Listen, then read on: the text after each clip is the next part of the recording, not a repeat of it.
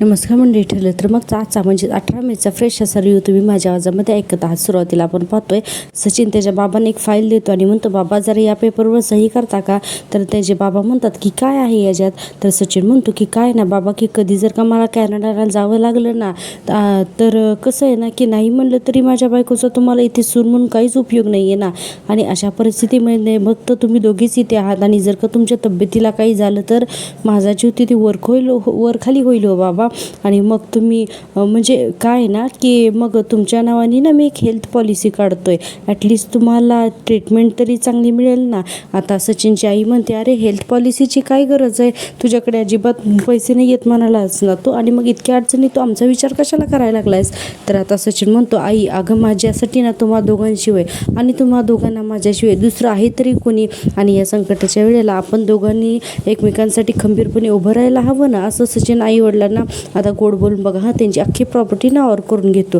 सचिन म्हणतो की बाबा सही करतायत ना, आणि त्याचे बाबासुद्धा ना मुलगा सांगतो या हेतूने ना अगदी निमूटपणे त्याच्यावर सही करतात, पेपरसुद्धा वाचत नाहीत. आता हे सगळं सचिन बघतो आणि आता पेपर सेगी म्हणल्यानंतर पेपर हातात घेतो.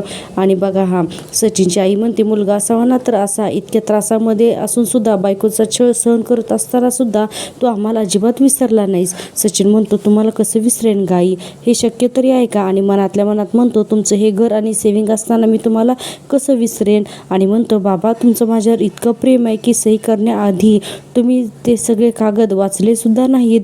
अरे या प्रेमाचा तर फायदा मला घ्यायलाच हवा ना, असा सचिन हा म्हणायला लागतो. आणि बघा इतक्यातच ना दारावरची बेल वाजते. आता लगेच सचिन जातो की काय आहे म्हणून, कोण आले हे पाहण्यासाठी. तर आहे ना एक डिओची नोटीस पाठवलेली असते अस्मिताने. आता सचिन जेव्हा डिओची नोटीस उघडून बघतो तेव्हा ना त्याच्या हातातून सगळे कागद खाली पडतात. आता सचिनची आई विचारते की काय रे सचिन हे सगळं म्हणून. तर सचिन सांगतो की आई मला अस्मिताने ना डिवोर्सची नोटीस पाठवली म्हणून. आता त्यावर सचिनची आई म्हणते, हे बघ सचिन तू हे सगळं ना मनावर नको लावून घेऊ, तिला ना जसं वागायचे ना तसं वागू दे, तू तिला डिवोर्स देऊन टाक आणि मोकळं होऊ दे तिला सुद्धा, आणि मला ना आता ती सून म्हणून नकोच आहे. सचिनचे वडील म्हणतात, हे बघ सचिन मलाही असंच वाटतं की ही केस आहे ना लवकरात लवकर संपवावी म्हणून. आणि आता बघा सचिन इतके असे काही तोंडाचे एक्सप्रेशन करत असतो ना की जसं काय हा खूपच भोळा आहे म्हणून. आता सचिनची आई खाली पडलेली डिओची नोटीस उचलते आणि सचिनचे आई बाबा दोघंजण पण ती नोटीस वाचतात. इकडे सचिन मनात म्हणत असतो की अस्मिताला मी इतक्या लवकर मोकळं कसं काय करू? सुभेदारांना वाटते की माझ्या विरोधातले सगळे पुरावे आहेत त्यांच्याकडे, पण त्यांनी मला ना सुभेदारांनी हलक्यात घेण्याची चूक केली आणि त्याची शिक्षा तर आता त्यांना मिळायलाच हवी.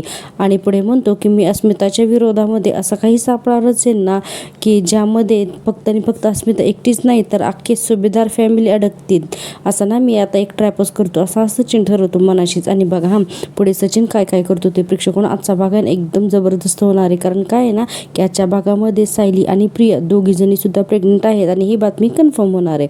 आता आपण पाहतोय पुढचा सीन. इकडे साक्षी डॉक्टरांकडे आलेली असते. डॉक्टर म्हणतात की तुम्ही कन्फर्म आहात का? तर साक्षी म्हणते, हो डॉक्टर, मला माझ्या चेहऱ्याची ना प्लास्टिक सर्जरी करून घ्यायची, मला माझा चेहरा संपूर्णपणे बदलवायचा आहे.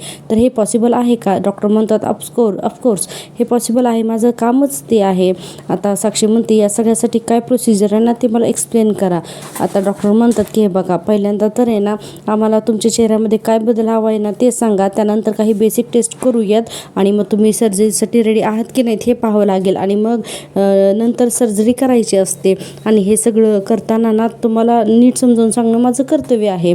आता पुढे साक्षी म्हणते, डॉक्टर या सगळ्यामध्ये ना काय रिस्क आहे तर सगळं मला माहितीच आहे, त्याबद्दल आपण नकोच बोलूयात. डॉक्टर म्हणतात, तुम्हाला ही सगळी प्रोसिजर कधी करायची? साक्षी म्हणते, डॉक्टर मला ना ही प्रोसिजर लवकरात लवकर करायची, आणि या सगळ्यामध्ये मला एक गोष्ट सांगा की मी माझी आयडेंटिटी तर बदलू शकेन ना? डॉक्टर म्हणतात, हो अगदी 100%. आणि डॉक्टर म्हणतात, हे बघा तुम्ही ज्या पद्धतीने मला सांगाल ना त्या पद्धतीने मी तुमचा चेहरा चेंज करेल, आणि या सर्जरीनंतर तुमचा हा नवीन चेहरा तुमची ओळख बनून ठरेल. साक्षी म्हणते, ठीक आहे, मला ना ही सर्जरी लवकरात लवकर करायची आहे, आता दिवस कुठला असेल ना तर तो मी तुम्हाला सांगेनच, थँक्यू, असं म्हणून आता साक्षी तिथून उठून निघून जाते. आता बघा साक्षी ना उठून तिच्या गाडीमध्ये निघून जाते. इतक्यातच ना तिथे सचिनचा फोन येतो, कारण आता सचिनला इकडे अस्मिताची नोटीस आलेली असते ना डिवोर्सची म्हणून. आता लगेचच फोन उचलते तेव्हा साक्षी म्हणते, हा बोल ना सचिन. तर सचिन म्हणतो, साक्षी कुठेच गो तू, मला ना तुझ्याशी महत्त्वाचं बोलायचं आणि एकदम अर्जंट भेटायचे. साक्षी म्हणते की सचिन, आर्मी अण्णांच्या एका कामासाठी ना बाहेर आले, मलाही तुला भेटायचे, पण आपण आत्ता ना नाही भेटू शकत, कारण काय ना की आत्ता मी पनवेलमध्ये नाही आहे, असंही साक्षी सांगते. आता सचिन म्हणतो की बरं ठीक आहे, पण तू लवकरात लवकरात लवकर परत ये, मला ना खरंच तुला खूप महत्त्वाचं तुझ्याशी बोलायचं आहे. साक्षी म्हणते येस मी येते आणि म्हणते की सचिन मला सुद्धा ना तुला खूप काहीतरी महत्त्वाचं सांगायचं आहे. सचिन म्हणतो ठीक आहे ओके बाय आणि ये लवकर म्हणून फोन ठेवला जातो. आता बघा फोन ठेवल्यानंतर आपण पाहतोय पुन्हा पुढचा सीन तो म्हणजे सुभेदारांच्या घरामधला. आता इथे काल सगळ्यांनी ठरवलेलं असतं ना शुभंकरोती म्हणायचं, तर आता सायली, कल्पनाताई आणि पूर्णाजी हे सगळेजण आता विमल पण असते शुभंकरोती म्हणत असतात. पण आता हे सगळे जेव्हा शुभंकरोती म्हणतात त्यावेळेस आहे ना सायलीला लहानपणी पूर्णाजींनी जी शिकवलेली असते ना शुभंकरोती तर तेच आठवत असतं आणि असे अंधुक चेहरे आठवत असतात. पण सायलीला स्पष्ट काही आठवत नसतं, फक्त पूर्णाजी आणि ते दोघीजणी शुभंकरोती म्हणतात एवढंच आठवत असतं. आता यानंतर त्यांची शुभंकरोती म्हणून पूर्ण होते त्यावेळेस पूर्णाजी म्हणतात आज किती दिवसांनी आपण शुभंकरोती म्हणलो ना असं म्हणतात आणि सायलीला म्हणतात की तन्वी तू लहान असताना ना आपला हा नित्यक्रम होता ग. आता ते कुठे सायलीला गोष्टी थोड्याशा आठवायला लागतात की अरे म्हणजे हे लहानपणीच मला आठवत होतं. तर पूर्णाजी म्हणतात हो ग तू लहानपणी आपण म्हणत होतो पण त्यानंतर जी सवय सुटली ती सुटली. सायली म्हणते पूर्णाजी खरंच आपण लहानपणी अशी शुभंकरोती म्हणायचो. पूर्णाजी म्हणतात हो तर अगं मला ना त्यावेळेस दिवा लावायला थोडा जरी उशीर झाला ना तर तू मला हाताला धरून इथे घेऊन यायचीस आणि लगेचच म्हणायचीस की पूर्णाजी हट्टाने म्हणायची की एकत्र आपण शुभंकरोती म्हणायची म्हणून आणि असं आपला नेहमी असायचं. आता सायली मनातच म्हणते पण या सगळ्याशी माझा काय संबंध आहे. अरे मला कोणाचा मग आवाज ऐकू येत होता आणि अंधुक चित्र पण दिसत होते. आता पूर्णाजी म्हणतात बरं आता ना मी माझ्या खोलीमध्ये जाते हां आणि म्हणते की जरा मी जप करते म्हणजे मला बरं वाटेल. आणि विमलला म्हणते की चल विमल. आता विमलसुद्धा तिथं पूर्णाजींसोबत रूममध्ये जाते आणि सायली अजूनही विचारच करत असते. इतक्यातच आहे ना कल्पनाताईंना आठवतं. कल्पनाताई म्हणतात सायली तू पूर्णांशी बोललीस ना, अगं डॉक्टर त्यांच्या खोलीतच तर बसलेत ना. आता सायली पळत जाते ना पूर्णाजींकडे आणि आता डॉक्टरांबद्दल सांगायचं असतं तर पूर्णाजीकडे जाते सायली आणि म्हणते पूर्णाजी अगं काय ना की मला ना तुझ्याकडे काहीतरी मागायचे देशील.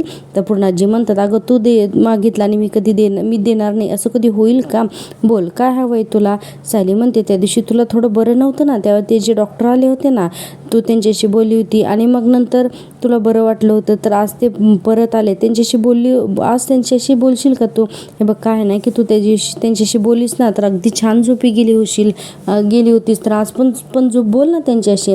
आता पूर्णाजी म्हणतात अगं पण मी का बोलायचं त्यांच्याशी, मला तर काहीच होत नाही आहे. आता असं म्हणल्यानंतर सायलीला काही बोलताच येत नाही. पूर्णाजी म्हणतात आणि काय असेल तर मी अश्विनशी बोलेल ना, दुसऱ्या डॉक्टरांशी का बोलायचं.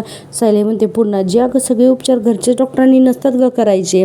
पूर्णाजी म्हणतात का नाही करायचे, ऐकावते की खूळच आहे बाबा तुमचं. सायली म्हणते हो मग खूळच समज पण प्लीज माझ्यासाठी बोल ना गाजी त्यांच्याशी आणि तुला त्यांच्याशी काहीच करायचं नाही आहे, फक्त थोड्याशा गप्पा मारायच्यात. पूर्णाजी म्हणतात ठीक आहे आता तुझा हट्टच आहे तर मला ऐकावंच लागेल. ठीक आहे मी बोलते हां त्यांच्याशी पण मी हे फक्त तुझ्या इच्छेखातर करते बरं का.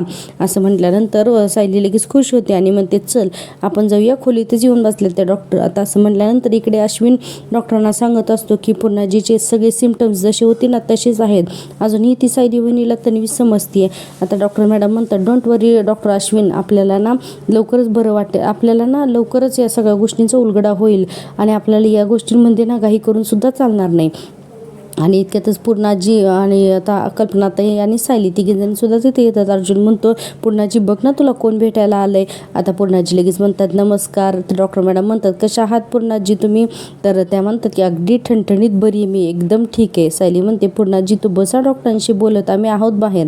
म्हणून आता सगळेजण बाहेर जातात आणि डॉक्टर मॅडम आणि पूर्णाजी या दोघीजणीच फक्त घरामध्ये म्हणजे त्या रूममध्ये असतात. तर त्या डॉक्टर मॅडम म्हणतात की या बसा हां पूर्णा मॅडम आणि मला सांगा आज तुम्ही दिवसभरात काय काय केलं. आणि आता इथून पुढे या दोघींचं बोलणं सुरू होतं. आपण आता जेलमधला सीन पाहतोय. जेलमध्ये ना प्रिया आजारी असते ना, काही खात नसते म्हणून डॉक्टर आलेले असतात जेलमध्ये आणि विचारत असतात की यांनी लास्टचं कधी खाल्लं होतं.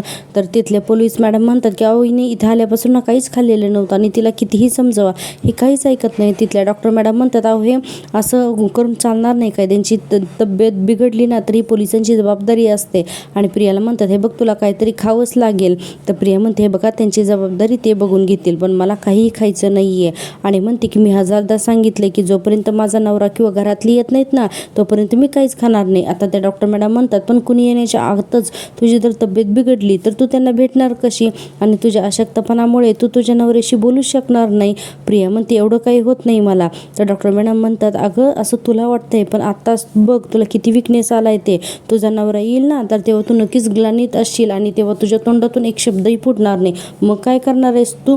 आता प्रियाला ना थोडं लक्षात येतं आणि लगेच प्रियांना भांबावते आणि मग लगेच नाही नाही नाही नाही असं नाही चालणार असं नाही चालणार असं म्हणायला लागते आणि म्हणते की माझा नवरा येईल तेव्हा ना मला त्याच्याशी नीट बोलता आलं पाहिजे आणि माझा अश्विन करायला लागते आणि म्हणते की तो सोडून मग दुसरं कुणीच नाही आहे माझं या जगात. दुसरं कुणी माझी मदत करायला सुद्धा नाही हो आणि जर दुसरं कुणी मदत नाही ना केलं तर अश्विनसुद्धा मदत नाही करणार. नंतर डॉक्टर मॅडम म्हणतात मग त्याला भेटण्यासाठी अंगात ताकद हवी ना नाहीतर तुझा नवरा येईल आणि मग तुला न भेटता तिथून निघून जाईल. त्यापेक्षा तू ना थोडंसं काहीतरी खाऊन घे. प्रिया म्हणते हो हो हो मी खाईन असं करते आणि पटकन तिथल्या पोलिसांच्या हातातलं ताट घेते आणि इतक्या भरभर खायला लागते ना की बस आणि म्हणते की अश्विन आल्यानंतर मी ग्लानीत असता कामा नये मला ना आता बरं व्हायलाच हवंय असं. आता ही प्रिया म्हणून भर खात असते. इतक्यातच ना तिला खूप ठसका लागतो. आता पटकन तिथले कॉन्स्टेबल तिला पाणी वगैरे देतात पण या प्रियाचं ना लक्षच नसतं. प्रिया ना अतिशय भांबावलेली असते. खरं तर हिला एक शॉक बसलेला असतो. आता पटकन जेवण करते आणि आता ही पाणीसुद्धा पिते आणि प्रेक्षकांनो आजच्याच भागामध्ये आपल्याला हे सुद्धा कळणार आहे की प्रियासुद्धा प्रेग्नंट आहे म्हणून. आणि आता तिथल्या डॉक्टर मॅडम म्हणतात हे बघ हे तर आता तू खास आणि इथून पुढे नाही तर जे मिळेल ते जेवण तुला ना जेवावंच लागेल. प्रिया लगेच म्हणते हो हो पण अश्विन आलं की मला लगेचच सांगा करायला लागते. तर तिथले इन्स्पेक्टर वगैरे म्हणतात हो आणि आता तिथून सगळे निघून जातात आणि बापरे प्रियाची अवस्था काय झालेली आहे ना ते आपण आजच्या भागामध्ये पाहिलेलंच आहे. पुढे ना प्लीज प्रेक्षकांना रिव्ह्यू ना शेवटपर्यंत नक्की पहा. खूप इंटरेस्टिंग होणार आहे. आणि हो माझ्या चॅनलला नक्की सबस्क्राईब करा आणि व्हिडिओला प्लीज लाईक करा. आपला चॅनल मॉनिटाईज होण्यासाठी तुमच्या सबस्क्रायबरची खूप गरज आहे. आता आपण पाहतोय पुन्हा सुभेदारांच्या घरामधला सीन. येथे डायनिंग टेबलवरती सगळेजण जेवायला बसलेले असतात. सायली म्हणत असते मला दिवस गेलेत मला हे अजून घरात कुणालाही सांगता आलं नाही यांच्याशी बोलता आलं नाहीशी मला बोलता आलं. इतक्यातच कल्पनाताईंना दिसतं की अश्विन आहे ना बाहेर चाललेला असतो. आता कल्पनाताई म्हणतात अश्विन आता तू कुठे निघालास म्हणून. तर अश्विन एकदम अजूनही उदासच असतो. त्याचा अजूनही मूड ठीक झालेलाच नसतोय. तर अश्विन आता डायनिंग टेबलकडे येतो आणि म्हणतो की मम्मा अगं मी हॉस्पिटललाच चाललो आहे म्हणून. आता हॉस्पिटलला जातो. हे सगळ्यांना ऐकल्यानंतर शॉक बसतो. प्रतापराव तर म्हणतात रे अश्विन आत्ता तर तू आलास ना रे हॉस्पिटलमधून आणि परत निघालास म्हणजे दिवसभर ड्युटी करायची आणि परत नाईट ड्युटी पण करायची. अरे काय चाललंय तुझं हे सगळं असं प्रतापराव म्हणतात आणि म्हणतात अरे असं करू नकोस रे दिवस रात्र काम करू नये ना आता तुझी तब्येत बिघडेल असं नको करूस तू. तर अश्विन म्हणतो की डॅड दिवस रात्र कामात असलो ना की नको त्या आठवणी जाग्या होत नाही डॅड म्हणून मी असं जातोय. पुन्हाजी म्हणतात नको त्या आठवणी म्हणजे असं काय झालंय नक्की असं काय घडलंय नक्की की जे तुला आठवायचंच नाहीये. आता अश्विनला कळत नाही पटकन की काय उत्तर द्यावं म्हणून पण तरी सुद्धा ना अश्विन त्याची बाजू योग्यपणे सांभाळून घेतो. तो लगेचच सांगतो की अगं दिवसभर घरी असलो ना की मग सचिन आणि अस्मिताबद्दलचे विचार येतात ना आणि हॉस्पिटलला असलं ना की मग मला सतत कामाचे विचार येतात म्हणून मी असं म्हणालो बाकी काही नाही. आता पूर्णाजी म्हणतात कल्पना आणि तन्वीने ना मला सगळा प्रकार सांगितला आहे आणि म्हणतात की तू काळजी करू नकोस एवढं काही काळजी करण्यासारखं नाही आहे पण एक गोष्ट लक्षात ठेव की असा माणूस आपल्या आयुष्यातून गेला ना तर हे खरंच चांगलंच झालं असं पूर्णाजी म्हणतात. आता सगळ्यांना कळतं अश्विनी कसा विषय बदललेला असतो ते. आता बघा आपण पुढे पाहतोय की पूर्णाजी म्हणतात की त्या सचिनचं ना दुःख करत बसण्याची काही गरज नाही आणि तुम्ही सगळेजण जेवा आता असं सांगतात. अस्मिता म्हणते पटतंय ग मला पूर्णाजी आणि मी केव्हापासून हेच प्रयत्न करते ना की दुःखामध्ये नाही राहायचं म्हणून आणि त्याच्यातून मी विसरण्याचा सुद्धा प्रयत्न करते असं अस्मिता म्हणत असते. पुढे म्हणते की मला ना आता सचिनचा विचार सुद्धा करायचा नाहीये तो माझ्या आयुष्यात असो किंवा नसो मी आणि माझं बाळ आम्ही दोघं सुद्धा आनंदातच राहणार असं अस्मिता म्हणत असते आणि हे सगळं आता घरच्यांना पटत असतं. अर्जुन म्हणतो की अश्विन तू जा हॉस्पिटलला पण पहिल्यांदा जेवण करून जा हां. आता असं म्हणल्यानंतर अश्विन लगेच हो म्हणतो आणि आता डायनिंग टेबलवरती येऊन बसतो जेवायला. तर कल्पनाताई म्हणतात की विमल अगं अश्विनला जेवायला वाढ म्हणून. तर आता विमल येते हां जेवायला वाढायला अश्विनला. इतक्यातच ना विमलचा फोन वाजतो. तर सायली म्हणते विमलताई जातो मी फोन घ्या मी वाढते हां जेवायला म्हणून आणि आता विमल आहे ना तिचा फोन घ्यायला जाते. आता जेव्हा विमल फोन घ्यायला जाते तेव्हा त्या विमलच्या मावशीचा फोन आलेला असतो आणि आता विमल त्या फोनवर बोलते आणि इकडे सायली अश्विनला जेवायला वाढत असते. आपण पाहतोय की विमल लगेन अरे देवा असं काहीतरी बोलत असते. आता सगळेजण बघतात की अरे काय झालंय म्हणून. तर विमल सांगत असते की अरे देवा काय झालं, हे असं आहे का, हो का, बरं बरं, नको नको मी येते हा मावशी, थांब थांब, तू काळजी करू नकोस, तू घाबरू नकोस हा मावशी, मी येते हा, मी येते. आता सगळ्यांच्या लक्षात येतं की काहीतरी भयानक घडलेलं दिसते की विमलच्या घरी म्हणून. आता विमल फोन ठेवते आणि लगेचच पूर्णाजी म्हणतात काय गं विमल काय झालंय म्हणून. आता असं म्हटल्यानंतर विमल म्हणते पूर्णाई अहो माझ्या मावशीचा फोन आला होता हो, आणि तिच्या लेकीने ना म्हणजेच माझ्या मावस बहिणीच्या घरी ना एक प्रॉब्लेम झाला आहे. तिने काय ना की ते गरोदरपणाची चाचणी करतात ना ते पट्टीवरती, तर ते आणून ना तिची टेस्ट केली होती. त्यामध्ये कळलं होतं की ना किती गरोदर आहे म्हणून. आणि तिने आनंदाने मग सगळ्यांना सांगितलं. आणि मग आहे ना तिच्या सासूने घरामध्ये पूजासुद्धा घातली होती. आणि नंतर काही दिवसांनी हे सगळेजण हॉस्पिटलला गेले, तर त्यावेळेस कळालं की तसं काहीच झालेलं नव्हतं म्हणून. कारण डॉक्टरांनी सांगितलं की तुम्ही काही प्रेग्नेंट नाही आहेत म्हणून. आणि त्याच्यामुळे ना त्यांच्या घरच्यांना खूप धक्का बसलाय. असं हे सगळं विमल सुभेदारांच्या घरात सगळ्यांना सांगते आणि म्हणते की ती ना गरोदरच नाही आहे, आणि त्यामुळे तिची सासू आणि तिचा नवरा खूपच भडकले तो तिच्यावरती आता, असं सांगायला लागते. आणि म्हणते की त्या पोरीला आता घराबाहेर काढायला निघालेत. अर्जुन म्हणतो की व्हॉट, असं कसं काय करू शकतात. तर विमल म्हणते हो दादा, आणि म्हणते की हो माझी मावशी गेली तिकडे, पण ती लोक ना तिचं सुद्धा ऐकत नाही आहेत, तिच्यावरती ना खूपच हे बोलत आहेत. आणि म्हणते की कल्पनाताई ना वहिनी माझी ना गरज आहे खूप, तिला मी जाऊ का. तर कल्पनाताई म्हणतात हो हो लगेच निघ, आणि काही लागलं तरी सांग हा. तर विमल म्हणते हो हो मी आले म्हणून विमल आता पटकन तिचा मोबाईल वगैरे घेते आणि आता तिथून निघून जाते. आता विमल गेल्यानंतर बघा हे सगळ्यांना सायली स्वतःशी रिलेट करत असते. आणि आता तिला आलेलं असतं टेन्शन की आता पुढे घरच्यांना कसं सांगायचं ते. तर सायली म्हणते म्हणजे घरी केलेली चाचणी चुकीची सुद्धा असू शकते, तर मी अगोदरच जर का घरात सगळ्यांना सांगितलं आणि माझी चाचणी पण चुकीची आली तर म्हणते की सगळ्यांना खूपच मनस्ताप होईल. आणि आता अस्मिता म्हणते मी सुद्धा ना ही होम प्रेग्नन्सी टेस्ट केली होती, पण त्यावरती ना लिहिलेलंच आहे की रिझल्ट हा चुकीचा सुद्धा असू शकतो, म्हणूनच मी डॉक्टरांकडे गेले आणि प्रेग्नन्सी कन्फर्म करून घेतली होती, असं अस्मिता सांगायला लागते. आता बघा तिथे ना अर्जुन सुद्धा असतो. अर्जुन म्हणतो अरे बातमी खोटी निघाली म्हणून काय त्या बाईला कुणी असं घराबाहेर काढतं का. पूर्णाजी म्हणतात बघ ना कशी लोक असतात. तर कल्पनाताई म्हणतात नाही नाही हे चुकच आहे त्यांनी जे केलं ते, पण काय आहे ना की एक आस लागून राहिलेली असते ना, आणि नातवंड येणार म्हटल्यानंतर नंतर ना अगोदर नाचायला लागतं, पण जेव्हा कळतं ना की ही बातमी खोटी आहे म्हणून त्यावेळेस आहे ना हिरमोड तर होणारच ना, असा कल्पनाताई म्हणत असतात. आता सायली हे सगळं ऐकत असते. आज सायली ना स्वतःशीच या गोष्टी रिलेट करत असते. प्रतापराव म्हणतात नाही नाही पण त्या मुलीचं चुकलंच, ही अशी बातमी आहे ना सगळ्यांना लगेचच तिने सांगायलाच नको होती, अगोदर डॉक्टरकडे जायला पाहिजे होतं, कन्फर्म करायला पाहिजे होतं नाही का, आणि मगच घरी सांगायचं असतं. अर्जुन म्हणतो पण सगळ्यात अगोदर ही गोष्ट नवरा बायकोने आधी डिस्कस केली पाहिजे ना, मगच सगळ्यांना सांगायला पाहिजे नाही का डॅड. तर प्रतापराव म्हणतात एक्झॅक्टली मग काय. सचिन म्हणतो नाही खरं तर ह्या होम टेस्ट बऱ्यापैकी रिलायबल असतात, पण तरीसुद्धा ना एकदा काय नाही कडे जाऊन कन्फर्म केलेलं ना कधीही बेस्टच असतं, असा हा अश्विन म्हणतो. आणि हे सगळं सायली लक्षपूर्वक ऐकत असते, कारण का तर नंतर तिला या सगळ्या गोष्टी आठवत असतात. आपण पुढे पाहतोय की सायली मनातल्या मनात म्हणते दिव्याई मी कोणालाही माझ्या गरोदरपणाबद्दल सांगण्याच्या अगोदर तू मला अलर्ट केलंस, मी आता लगेच डॉक्टरांकडे जाते उद्या, आणि एकदा का डॉक्टरांनी मला सांगितलं ना की दिवस गेल्याचं की मग मी लगेच घरात सगळ्यांना सांगून टाकेन, असं सायली म्हणते. आता आपण पाहतोय की रात्र झालेली असते आणि संध्याकाळी ना सायलीला सगळ्या गोष्टी आठवत असतात की विमलने सांगितलेला सगळा प्रसंग. त्यानंतर अर्जुन म्हणालेला असतो की सगळ्यात अगोदर या गोष्टींना नवरा बायकोने डिस्कस करायला हव्यात, आणि अश्विन म्हणालेला असतो की सगळ्यात पहिल्यांदा तर ना यांनी गायनाईकडे जाऊन ना पहिल्यांदा कन्फर्म करायला हवं आहे, असं अश्विन म्हणालेला असतो. आणि या सगळ्या आठवणी या सायलीला आठवत असतात. इतक्यातच आहे ना रूममध्ये आता अर्जुन येतो आणि आता तिथे बसतो, आणि तिथे बसून अर्जुनला खूप टेन्शन आलेलं असतं. आता अर्जुन सगळे तिथल्या सेल्फमध्ये असलेले जे बुक्स आहेत ना त्याचे तर सगळे तो फेकाफेकी करायला लागतो आणि सगळे फेकून देतो. आता सायली बघते आणि पळत जाते ना आणि म्हणते की अहो हे काय करताय तुम्ही, हे सगळं काय झाले तुम्हाला. अर्जुन खूप चिडलेला असतो.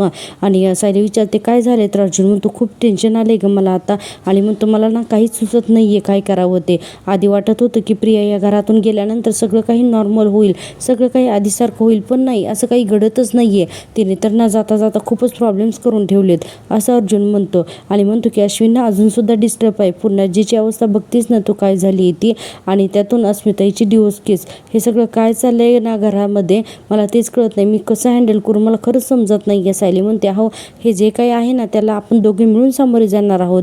अर्जुन म्हणतो हो ग ते तर आहेच ग, आणि बरं झालं की तू माझ्यासोबत आहेसच, पण माझ्यात ना आता कुठलंही नवीन टेन्शन घेण्याची ना ताकदच नाही आहे. असं वाटतंय की हे घर आहे ना हसायचंच विसरून गेले.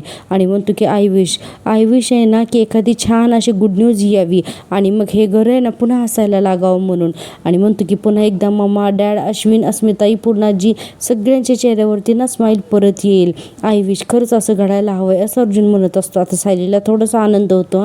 सायली म्हणते की बसा ना बसा म्हणून पहिल्यांदा तर अर्जुनला आता ती खाली बसवते खुर्चीवर आणि म्हणते की मला ना तुम्हाला एक गंमत सांगायची आहे. अर्जुन म्हणतो सायली प्लीज मला ना आता कोणतीही गंमत ऐकायची नाही आहे, मी त्या मूडमध्येच नाही आहे. सायली म्हणते अहो गंमत अशी आहे की देव जेव्हा एक दार बंद करतो ना तेव्हा दुसरं दार पण उघडतो. आणि पुढे म्हणते की जेव्हा तो आपल्याला खूप जास्त दुःख देतो ना त्याच वेळेला तो आपल्याला खूप सारं सुख मिळेल अशी सोयसुद्धा त्याने त्याच वेळेला केलेली असते. अर्जुन म्हणते तू काय बोलतीस मला काही कळत नाही आहे. सायली म्हणते बरं ठीक आहे मी काय सांगते ना ते ऐका, मला ना कालपासून तुमच्याशी काहीतरी बोलायचं आहे. तर अर्जुन म्हणतो काय बोलायचं आहे तुला. आता बघा सायली पुढे सांगायला लागते. म्हणजे सायली जरा गप्पच बसते 2 मिनिट. अर्जुन म्हणतो अगं बोल ना पटकन काय बोलायचं आहे ते. सायली म्हणते हो म्हणजे काय आहे ना की मला ना कालपासून थोडं बरं वाटत नाही आहे, आणि म्हणजे काय होतं आहे ना की थोडं अशक्तपणासुद्धा आहे माझ्यामध्ये, आणि कुठलाही वास आला ना की मला लगेचच त्रास होतो आहे. आणि म्हणते की 1-2 वेळेला मला ना गरगरलंसुद्धा होतं आणि थोडं मळमळलंसुद्धा होतं. अर्जुन म्हणतो अगं मग आधी का नाही सांगितलंस मला, थांब मी अश्विनला बोलवतो. सायली म्हणते अहो नाही त्यांना नका बोलू. अर्जुन म्हणतो हो नाही तो नाईट शिफ्टला गेलाय ना, थांब जरा मी त्याला फोनच करतो. सायली म्हणते अहो नाही तसं नाही, म्हणजे अश्विन भाऊजींना सांगण्यासारखं काही नाही आहे. अर्जुन म्हणतो मग कोणाला सांगायचं, इतक्यातच त्यांना पूर्णजी जोरजोरात हाक मारायला लागतात तन्वी करून. अर्जुन म्हणतो आता परत काय झालं असेल या पूर्णाजीला, चल आता म्हणून आता सायलीचं बोलणं आत्तासुद्धा अर्धवटच राहतं आणि या दोघांना खाली यावं लागतं. इकडे पूर्णाजी तन्वी कुठे आहेस तू म्हणून गोंधळ करायला लागतात. आता सगळेजण घरात येतात. प्रतापराव म्हणतात अरे काय झालंय पूर्णाजी. तर पूर्णाजी म्हणतात अरे तन्वी कुठे आहे, मी तिच्या खोलीमध्ये गेले होते तर ती तिथे नाहीच आहे, कुठे गेली आहे तन्वी. आता कल्पनाताई ते सगळे आलेले असतात. पूर्णाजी म्हणतात तिथे स्वयंपाकघरात सुद्धा नाही आहे ती. प्रतापराव म्हणतात अगं एवढी पॅनिक का करत होतीस तू, असेल ती येतेस कुठेतरी. पूर्णाजी म्हणतात मी ना गार्डनमध्ये जाऊन बघते. अस्मिता म्हणते अगं थांब ती नसेल अगं गार्डनमध्ये, मला काय वाटते ना ती असेल इकडे. पूर्णाजी म्हणतात अगं मग कुठे असेल सांग ना. इतक्यातच आपण पाहतोय अर्जुन आणि सायली वरून यायला लागलेली दिसतात. कल्पनाताई म्हणतात ते बघ आली सायली. आता सायली येताना बघताच लगेच पूर्णाजी चिडतात ना तिच्यावरती आणि म्हणतात की तू वर काय करत होतीस ग तन्वी. आता असं म्हणल्यानंतर सगळ्यांच्या लक्षात येतच नाही की हे नक्की काय बोलतायत ते. तर बघा पूर्णाजी असं समजतात की सायली ही अश्विनची बायको आहे म्हणून, म्हणजे तन्वी अश्विनची बायको आहे. आता सायली म्हणते मी ना मामीच्या खोलीत गेले होते अगं, मला ते सब्जा टाकलेलं पाणी ठेवायचं होतं ना त्यांच्या खोलीत म्हणून. आता असं म्हणल्यानंतर पूर्णाजी थोड्या शांत होतात. आता बघा कल्पनाताई म्हणतात हो पूर्णाई अहो तन्वीला ना मी सांगितलं होतं की आमच्या खोलीमध्ये पाणी नेऊन ठेव म्हणून. पूर्णाजी आता म्हणतात की बरं. सायली म्हणते पण पूर्णाजी तू का गेली होतीस माझ्या खोलीत. तर पूर्णाजी म्हणतात अगं अश्विनची आज नाईट ड्युटी आहे ना, म्हटलं मग तू रात्रभर एकटी असशील त्यापेक्षा माझ्या खोलीत येऊन झोप. आता बघा पूर्णाजी असं समजतात की ही सायली जी आहे ना ही तन्वी आणि ही अश्विनची बायको आहे, आणि म्हणतात की मला असं वाटलं की तू माझ्या खोलीत येऊन झोपावस म्हणून. सायली म्हणते आता पूर्णाजी अगं मी काय आता लहान आहे का गं, आणि काही हरकत नाही आहे मी झोपी ना माझ्या खोलीमध्ये, काही काळजी करू नकोस. पूर्णाजी म्हणतात अगं पण माझी हरकत आहे ना, लहानपणी आठवते ना तुला कधीही तू इथं आलीस ना की तुला माझ्याच खोलीत झोपायचं असायचं, तू कधीही गेस्ट रूममध्ये रविराज आणि प्रतिमासोबत झोपलीच नाही, तुला नेहमी माझ्याजवळच येऊन झोपायचीच, आठवते का लहानपणीचं. आणि मग तुला आम्ही आता कसं एकटं सोडू असं पूर्णाजी म्हणतात. सायली म्हणते पूर्णाजी आता मी लहानही नाही आहे आणि आता मला एकटीला झोपण्याची भीती पण वाटत नाही आहे. पूर्णाजी म्हणतात तरीसुद्धा तू आता आज माझ्याच खोलीत येऊन झोपायचंच. आता असं म्हटल्यानंतर पूर्णाजी समोर आता कोणाला काहीच बोलता येत नाही ना. सायली मनातच म्हणते की मला कसंही करून यांना हे सांगायलाच हवं आहे की मला ना प्रेग्नंट असल्याची शंका येते, पण मी जर का पूर्णाजींच्या खोलीत गेले तर हे सगळं मी ते यांच्याशी कधी बोलणार ना, असंही सायली मनात विचार करते. आता बघा पुढे बघा सायलीकडे काही दुसरा मार्गच नसतो. सायली म्हणते ठीक आहे पूर्णाजी मी येते तुझ्या खोलीत झोपण्यासाठी. तो हो पुढे मी येतेच 10 मिनिटात. पूर्णाजी म्हणतात 10 मिनिटं कशाला लागत आहेत तुला आता, अगं घरातलं सगळं झालंय ना काम, चल प्रतापराव म्हणतात, अगं पूर्णाई, तिला स्वयंपाकात काहीतरी काम असेल ना. तर पूर्णाजी म्हणतात, मग एक दिवस तुझ्या बायकोनी काम केलं तर काही बिघडत नाही आणि चलतं नाही. म्हणून सायलीला तिच्या रूममध्ये घेऊनच जातात आणि सगळ्यांना काहीच कळत नाही. अस्मिता तर डोक्यालाच हात लावते. आता प्रतापराव म्हणतात, सायलीला हे सगळं नाटक करायला लागतंय, त्यामुळे अर्जुन तुमची खूपच ओढाताण होत असेल ना रे. आता बघा, अर्जुनलाही काही बोलायचं ते कळत नाही. अस्मिता म्हणते, डॅड, ही सायलीला या सगळ्याचा खूपच त्रास होतोय ना, बिचारी सायली. आणि कल्पनाताई म्हणतात की सायलीचा जीव तर ना वर खालतीच होत राहतोय, तिला काय करावं ते कळतच नाही. अर्जुन म्हणतो, इट्स ओके मम्मा, आम्ही ना पूर्णाजीसाठी हे सगळं करतोय, काही कोणा परक्यासाठी करत नाही. आणि म्हणतो की ओके, गुड नाईट. म्हणून आता अर्जुनवरती निघून जातो. आता त्याचबरोबर प्रतापराव म्हणतात, चला आता आपण पण झोपायला जाऊया. म्हणून आता अस्मिता, कल्पनाताई आणि प्रतापराव हे तिघेजण सुद्धा आता ना झोपायला निघून जातात. आता आपण पाहतोय की अर्जुन इकडे ना रूममध्ये विचार करत असतो की या सगळ्या गोष्टींचा. इतक्यातच काय होतं की अर्जुनला फोन येतो, तो म्हणजे चैतन्याचा फोन येतो. आता चैतन्याचा फोन बघितल्यानंतर अर्जुन तर तो फोन उचलतो आणि म्हणतो, अरे एवढ्या रात्री चैतन्याचा फोन, असं म्हणून तो फोन उचलतो. आता बघा, हां, पुढे चैतन्य म्हणतो की अरे हां अर्जुन, काय आहे ना की इतक्या उशिरा तुला कॉल करतोय, पण ना कारण पण तसंच आहे. कारण ना आपल्याला प्रियाच्या केची हिअरिंगची डेट आहे ना उद्याची मिळाली. अर्जुन म्हणतो, उद्याची? तर चैतन्य म्हणतो, येस. अरे अर्जुन, चांगलं आहे ना, जितक्या लवकर ही केस संपेल ना तेवढं चांगलं आहे. अर्जुन म्हणतो, हो ते तर आहेच, आणि ही ओपन आणि शट केस आहे. आणि पुढे म्हणतो की आता ना आपल्याला दुसऱ्या हिअरिंगची गरजसुद्धा पडणार नाही. आता चैतन्य म्हणतो, बरं ती पुराव्यांची फाईल तयार आहे ना, तर मी उद्या सकाळी घरी येतो, आपण तिथूनच कोर्टात जाऊया. अर्जुन म्हणतो, नाही नको, फाईल तयार आहे पण मी ऑफिसमध्ये येतो. चैतन्य म्हणतो, ठीक आहे, आपण ऑफिसला भेटू आणि तिथून पुढे नंतर कोर्टात जाऊयात. अर्जुन म्हणतो, हो फायनली प्रियाला ना आता जन्मठेप होणारच. चैतन्य म्हणतो की हो, let's hope for the best. असं म्हणून दोघेजण सुद्धा आता फोन ठेवतात. आता बघा, हा फोन ठेवल्यानंतर इकडे सायली जी आहे तर ती आता पूर्णाजींच्या रूममध्ये झोपलेली असते आणि तिला सततच आठवत असतं की अर्जुन म्हणालेला असतो की काही झालं तरी आता बेबी प्लॅन करायचा नाही. आणि अर्जुन म्हणालेला असतो की आई विषयाशी एखादी गुड न्यूज यायला हवी की मम्मा, डॅड, अस्मिता हे सगळेजण ना घरातले खुश होतील आणि त्यांच्या चेहऱ्याची स्माईल परत येईल.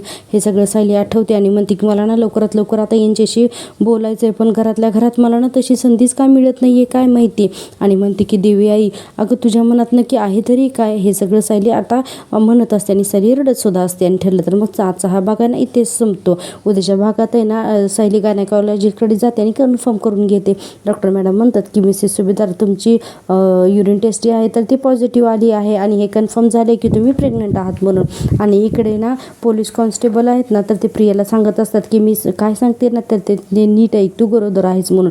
आणि प्रिया म्हणते, अश्विनला एकदा का कळालं ना की मी प्रेग्नंट आहे की मग तो मला नक्कीच स्वीकारेल आणि मला तो इथून बाहेर काढेल. आणि आपण पाहतोय की पूर्णाजीचा चष्मा या सायलीने लपवलेला असतो. आणि पूर्णाजी म्हणतात, कुठे तुझा चष्मा. तर सायली मातीतून काढून दाखवते आणि म्हणते, इथे. पूर्णाजी म्हणतात, लहानपणी तू ज्या ठिकाणी पुरायचीस ना माझा चष्मा, अगदी त्याच ठिकाणी तू पुरलेलेस माझा चष्मा. आणि आता सायलीला आता हेही कळत नाही की आपण आता पुन्हा एकदा बरोबर त्याच ठिकाणी आपण हे सगळं काय कसं केलं. आणि हे सगळा भाग आपण आता उद्याच्या भागामध्ये पाहणार आहोत. तर प्लीज प्रेक्षकांना, तुम्हाला जर का मी दिलेला रिव्ह्यू आवडत असेल तर प्लीज माझ्या चॅनलला सबस्क्राईब करा. भेटूया उद्याच्या भागात.